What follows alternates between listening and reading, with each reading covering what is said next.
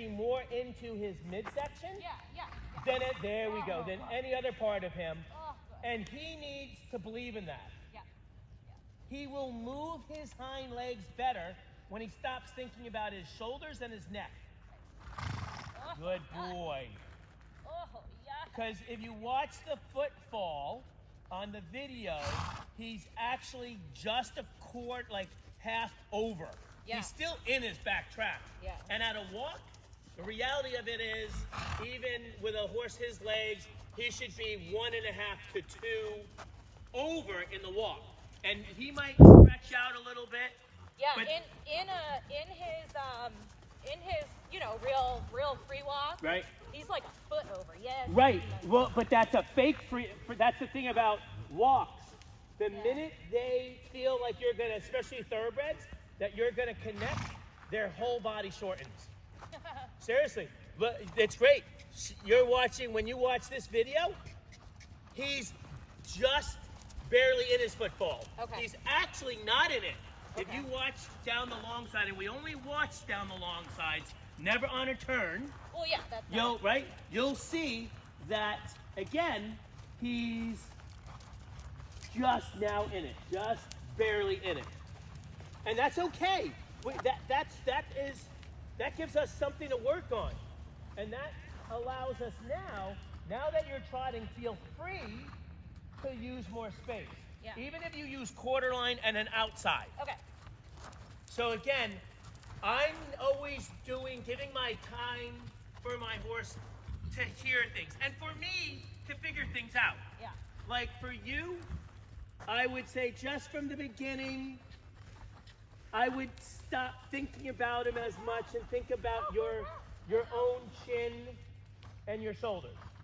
Your own chin and your shoulders, there you go. And that's going to be hard for you because you, again, want to be looking at him and paying such great attention. But if you pay attention to your post and slow it down a teeny notch, and that's going to make you need to put leg on, because he's only going forward because you're posting forward. Okay. So when you slow that, like right there, now that's a great thing. Yeah. Because now you are allowed to introduce what? Leg. Exactly. Yeah. But taking your time with it on pushing him out, not making him go forward. I don't make them go forward. Actually, Kathy used to say it, lateral is just as good as going forward. Right. So I spiral. I don't do leg yields. Yeah. I spiral my 20-meter circle into a 22. Sure. And then a 24 as I'm making the circle. Sure. Good. Better.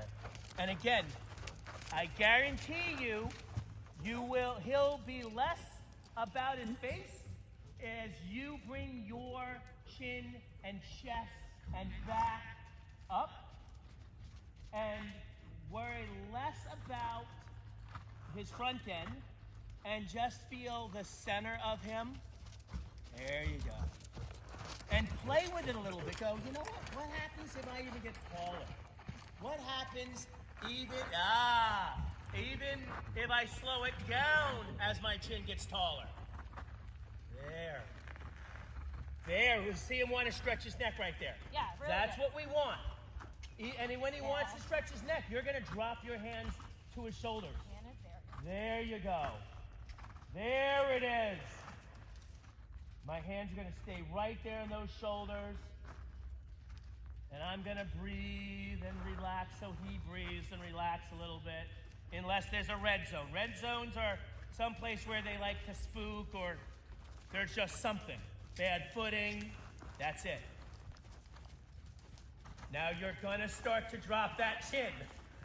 Because I haven't said anything for a minute. Sure am. Yeah?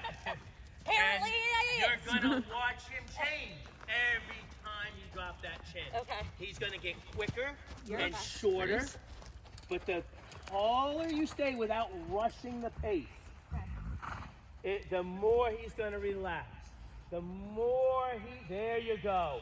Love your eyes too. I like how you have a plan. And when you have a plan, you can then go, how is he going to react to where we're going to be? We know what we want him to, how we want him to react, but by staying consistent and making it simple, like I said when we came down, I make things simple.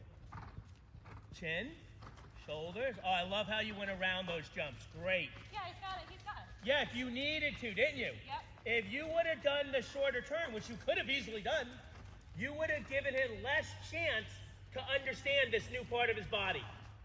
Look at that. Now here's the thing. When you watch the video, go ahead and use half the ring. Let's use this bottom half right now. When you watch the video, you're going to notice when I said how great that looks over there, he was actually shorter Okay. in his stride. But Here, that's it's all okay. better though, yeah. Stay about 6 feet off the rail. And then at 11 o'clock, push him out to 4 feet off the rail, right there, and I'm done. And then I push him another 2 feet out, and then I'm done. And I'm not going to push any more out. I'm going to still use half the ring. Love your post.